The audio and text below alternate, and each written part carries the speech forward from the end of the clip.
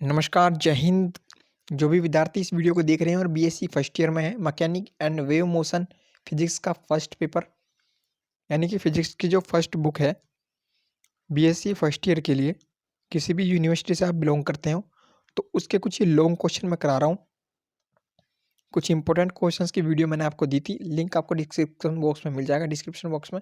तो उसमें मैंने बताया था कुछ मोस्ट इंपॉर्टेंट क्वेश्चंस जो आप करके जाते हैं तो फिजिक्स में फर्स्ट पेपर में आप आसानी से जो है अच्छे मार्क्स प्राप्त कर सकते हैं। तो संरक्षी और असंरक्षी बल जो है उसी क्वेश्चन पेपर का एक हिस्सा था, जो कि मैंने आपको दिया था। इसका सॉल्यूशन मैं आपको प्रोवाइड करा रहा हूँ। ओके, तो आपको पूरी वीडियो देखनी है, स्किप मत कीजिएगा। यदि आप इतना कर लेते हो आपके 7 से 8 नंबर आपके हो जाएंगे पूरे। प्लेलिस्ट बना दी गई है, प्लेलिस्ट में आपको बीएससी फर्स्ट ईयर फिजिक्स 2022 करके प्लेलिस्ट आपको मिल जाएगी। उसमें फिजिक्स के आपको सॉल्यूशन मिल जाएंगे। तो यह क्वेश्चन बहुत ज़्यादा इंपॉर्टेंट है, साल दर साल ये क्वेश्चन रिपीट होता है। संरक्षी और असंरक्षी बलों की परिभाषा दीजिए।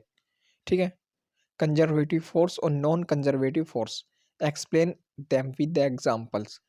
संरक्षी बल किसे कहते हैं? किसी कण पर लगने वाला बल संरक्षी बल है। यानी कि कैसे पता चलेगा? यहाँ देखिए, पहले इस बुक की डेफिनेशन देख लीजिए। किसी कण पर लगने वाला बल संरक्षी है यदि एक चक्र पथ, एक राउंड ट्रिप पूर्ण करने के बाद अपनी प्रारंभिक गतिज ऊर्जा में लौट जाता है तो वह आपका क्या है? संरक्षी बल है। अब बताते हैं इसको, अपने हिसाब से बता देता हूँ मैं आपको ये कैसा है संरक्षी बल। मान लीजिए एक पार्टिकल है, ये एक पार्टिकल, मान लो एक पार्टिकल है, वो पूरा एक चक्कर करने के बाद उसी गतिज ऊर्जा से वापस आता है। एक पार्टिकल को एक चक्कर पूरा करना है और चक्कर पूरा करने के बाद जहां स्थिति से वो पार्टिकल शुरू हुआ था, मान लीजिए यहाँ से वो पार्टिकल शुरू हुआ था और एक चक्कर लगाने के बाद ये वापस लौटता है एक पार्टिकल। और पार्टिकल में हम मापते हैं कि काइनेटिक एनर्जी तो उतनी की उतनी ही है। उसी गतिज ऊर्जा के साथ अगर वो पार्टिकल वापस आता है तो कह सकते हैं बल संरक्षी बल है। एक उदाहरण हम लें, ठीक है, यह उदाहरण आपको एग्जाम में भी लिखना है। उससे पहले तो कोई कण अगर संरक्षी बल तभी होगा जब एक पूर्ण चक्कर करने के बाद अपनी प्रारंभिक स्थिति में उसी गतिज ऊर्जा के साथ वापस लौटता है।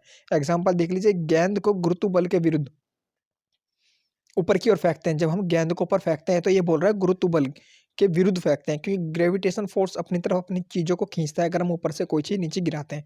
पर अगर हम कोई चीज ऊपर फेंक रहे हैं तो गुरुत्वाकर्षण के विरोध में ही फेंक रहे हैं। जदों जदों जब हम किसी किसी गेंद को ऊपर की ओर फेंकते हैं तो एक निश्चित ऊंचाई पर वह पहुंचती है। फेंका, यहाँ पहुंची और कुछ क्षण के लिए वह रुकती है, कुछ क्षण के लिए वह रुकती है, फिर वापस आती है। ठीक है ना? जो कुछ क्षण जो विराम अवस्था में है ना, तो वहां पर उसकी काइनेटिक एनर्जी शून्य होगी। एक बॉल आपने फेंकी, यहाँ आई, कुछ देर के लिए रुकी तो काइनेटिक एनर्जी शून्य, और फिर जब वापस आई अगर उसी गतिज ऊर्जा के साथ वह वापस आ रही है तो कह सकते हैं वह संरक्षी बल है।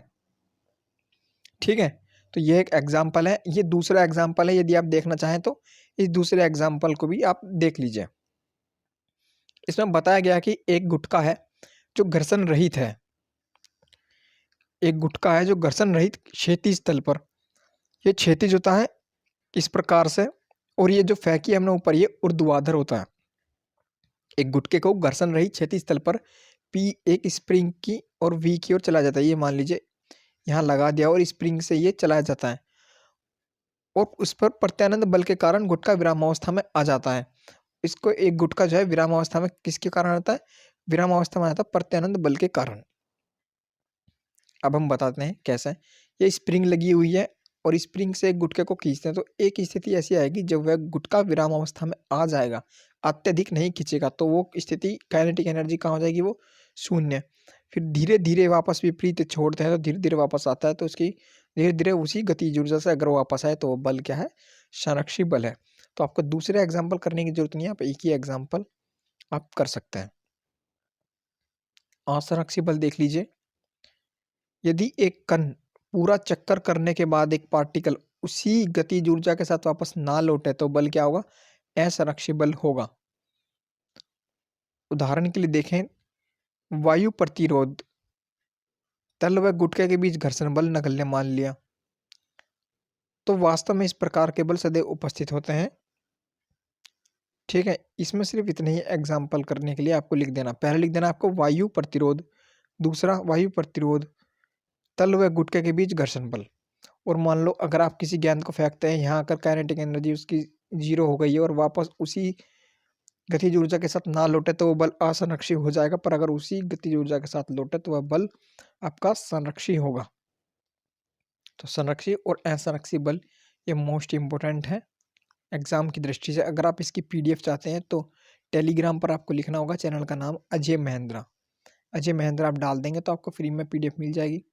टेलीग्राम के अलावा इंस्टाग्राम, फेसबुक, ट्विटर या अदर किसी भी सोशल मीडिया साइट पर आप अजय महेंद्रा लिख दीजिए, वहाँ आपको हमारा ऑफिशियल अपडेट आपको मिलती रहेगी। इंग्लिश स्पीकिंग की क्लासेस भी चलती हैं और यूपीएससी, सीडीएस या फिर आईएएस प्री मेंस की तैयारी के लिए भी चैनल डेडिकेटेड है। ओके, जय हिंद।